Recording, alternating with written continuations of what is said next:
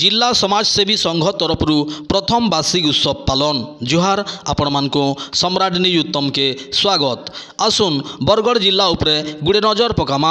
आज एप्रिल मासर 1 तारिख सोमवार दिन बरगढ़ जिले में जिला समाजसेवी संघ तरफ प्रथम वार्षिक उत्सव पालन। तार संगे बरगढ़ जिला प्रतिष्ठा दिवस सांस्कृतिक शोभायात्रा करा जाइछे। आदिवासी नृत्य संगे गजा बजा करी धूमधाम रे पालन होइछे। इस शोभायात्रा रे बरगढ़ जिला कौशल सेना भी उपस्थित थिले।